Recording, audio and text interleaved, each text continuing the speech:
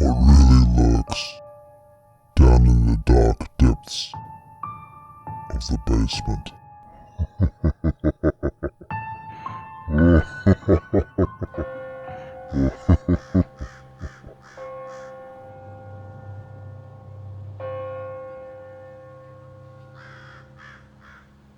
When I was in middle school, 7th grade, we lived in this house that had a basement that would not stay locked, even with a bolt lock. Every night, we would lock that basement door, and every morning, we would wake up to find it standing wide open. The basement was a dirt basement, so my mum had in the back of her head that someone was probably murdered in the house, and then buried in our basement. But if that were true, none of us were going to go down there to find out. After all, my mother was a single mother of 2 young boys. In the room where the basement door was, you would often hear muffled voices, people having conversations, but they were always muffled, like they were far away or whispering. However, you could distinctly make out a male voice and a female voice. My mother was a nurse that worked night shifts at the local hospital, so on the weekends I would always have a friend spend the night. On a Saturday night, while myself, my brother and my friend were sitting in the living room playing Sega, yes, ages ago, we heard a woman scream, coming from the room with the basement. My mother would go to work around 3 a.m. in the morning, and work until about noon the following day, or sometimes later. So when we heard the woman scream, it was around 4:30 a.m. on a weekend night, with just us boys alone in the house. Thus, after the scream, we quickly turned off the television in the Sega and ran for my mother's room, where we all decided to sleep on her queen-size bed while she was at work. The next morning around 9 a.m., a few hours before my mother got home from work, my friend said that my mum came home last night, even though she was supposed to be at work. According to him, he woke up and saw a woman standing at my mother's bedroom door, and after he saw her standing there, she told him, "Go back to bed, everything is okay." About 10 years later, during our family Christmas, we were all talking about the same house with the creepy basement and its basement dwellers. Finally, after all those years, my mother revealed to my brother and I that she woke up several times to see someone standing at the doorway of her bedroom. She said she did not want to tell us because it would scare us. However, according to my mother, she saw several times a woman standing at her bedroom door. It gave me goosebumps writing this story.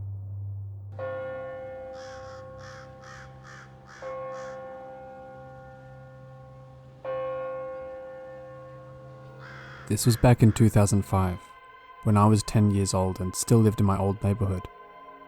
My house was very creepy. You would see things out of the corner of your eye and see shadows moving. Well, this is about my corner room of the basement, where the old spirit was.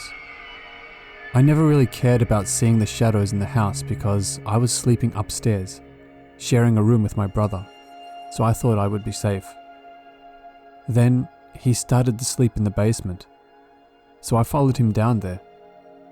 He didn't let me share the room, so I took the corner room next to him. One day I was taking a nap and then woke up all of a sudden, but I didn't think anything of it. So I went to the bathroom, did my business. I came back to my room and couldn't believe what I saw. I saw myself on my bed sleeping. I didn't come to grips with it until I heard chains moving. I looked towards the end of my bed and saw an old man chained up.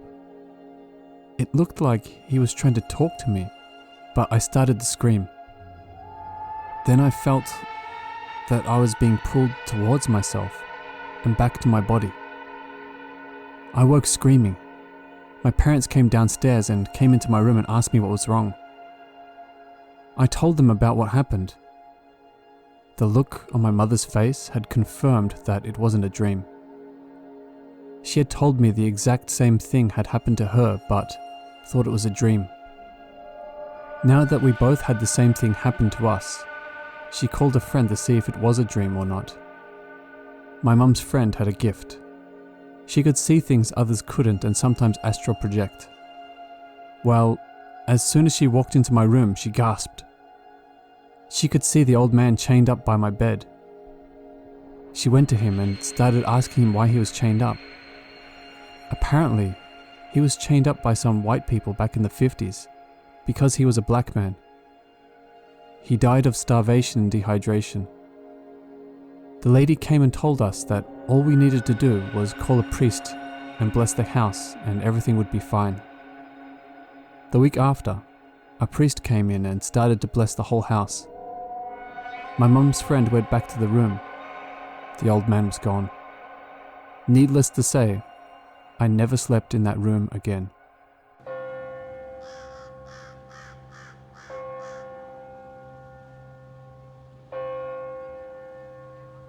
Some background.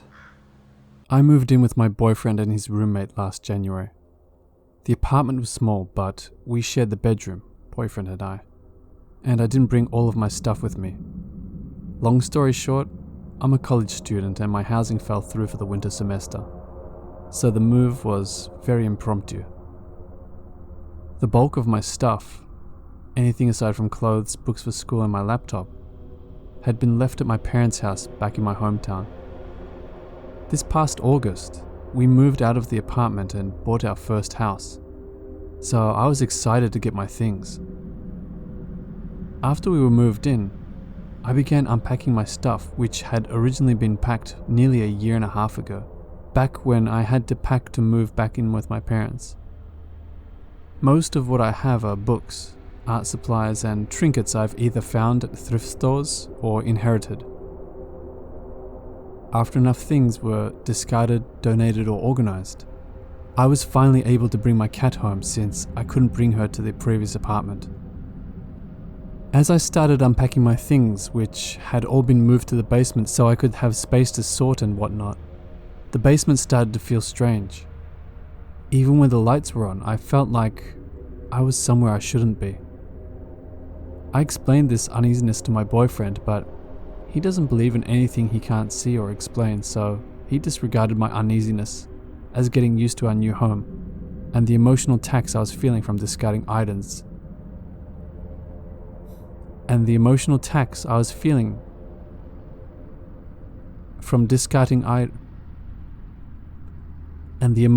I was feeling from discarding items I had outgrown or no longer wanted. I've hoarded in the past, so letting go of anything is emotionally draining the longer I've had it.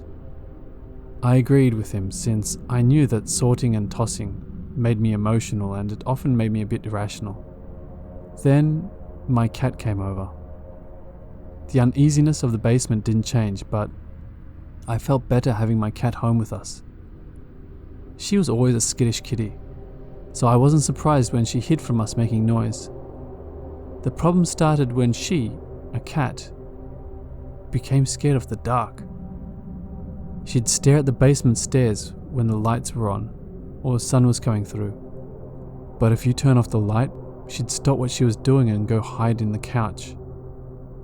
It wasn't just me feeling uneasy, but I wondered too if my uneasiness made her feel it too. My vet says she's still adjusting, but the sinking feeling I get from the basement now includes our kitchen, which is at the top of the steps and next to the living room. I was ready to dismiss it as my still adjusting to the change myself, so I continued my routine. Earlier tonight, I was washing out my coffee cup in the kitchen and getting ready for bed. I turned the light off but forgot my phone, so I turned around to turn the light on. When I did, at the top of the stairs, I saw a face staring at me. It was leaned out at the top of the doorframe, as if it was standing behind the wall. It was a pale, fleshy color, with hollow eyes and long, thinning, greasy blonde hair. If it had a mouth, I don't remember it. I ran to the stairwell going upstairs, opposite end of the living room and away from the kitchen, grabbed my cat who had already retreated to the landing, and ran into our bedroom, closing the door behind me. This was just an hour ago. My boyfriend is worried the stress of moving across state, the pandemic, my father's failing health, and my all online now classes are too much for me all at once. He went downstairs and grabbed my phone, but wants me to call my former therapist in the morning. I, on the other hand, am honestly worried that I brought something with me when I went to my hometown to gather my old things. Everything was fine until it got here, before I unpacked it, before I brought these things back into my life. Until his apartment in January, I've always lived in uneasy places, but it wasn't until I lived without it that I realized I had been. Our home was fine, everything felt normal until my stuff was brought over. So, honestly, I don't think it's our home itself. How do I go about finding whatever item this thing might be attached to? Is there a way to get rid of this thing? I feel crazy posting here like this, but I have to know. How do I make it go so I can have our peaceful home back?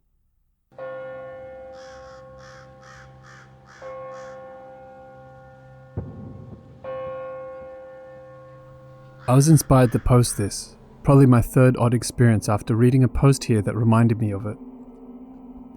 It happened probably when I was about 5, I want to say. It was before my family moved states, and we lived in a 2-story house in New England. I'd say our house was at least 100 years old. That doesn't exactly explain the phenomenon I witnessed, but maybe it had been the site of another house at one time, I'm not sure. A little backstory. I was a pretty sensitive kid, and very in tune, especially around this age. My mum told me she'd often be thinking of something like, I want to make chicken for dinner, and then I'd ask her if we could have chicken for dinner. That sort of funny thing. It seems dumb and silly, but I also think it's a bit telling. Our laundry units were in the basement of this house. My mum never liked going down there much because it was wet and pretty dark. It smelled like earth. One day she was carrying me down with her to put a load of laundry in the machine. I asked her, and I remember this pretty clearly, who those people in the corner were. She freaked out and asked what I was talking about. I remember I saw 2 people there, sort of see-through and sort of floating above the ground in the upper corner. One was an adult woman, one was a young boy. They both had buckles on their shoes, I told my mum. Note, I was too young to know about pilgrims or old-fashioned clothing at this age. I didn't learn history in school yet at all. They were wearing odd clothes too. I told my mum, the mum looks angry, but the little boy says it's okay. I remember that. The apparition of the woman did look very unhappy and it scared me. But her son spoke to me and told me it was okay. After relaying all this to my mum, she freaked out and we went upstairs fast. I'm not sure what it was. Like I said, I wasn't learning about history at this young age. I didn't watch much TV either because I went to an alternative school. I was always kind of put off by old things and scared by them. We lived in a very historically rich town and neighborhood for the War of Independence.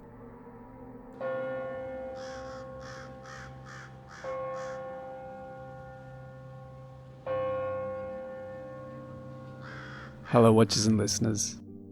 If you enjoyed that video, please hit the like button, and if you haven't already, consider subscribing. A huge thank you to all the Reddit users who allowed me to use their stories. Links to each story will be in the description below. If you have any stories you would like to share on my channel, please send them to my email, which is also in the description below. As always, a huge thank you to everyone who continues to support me. I really do appreciate it. Stay safe.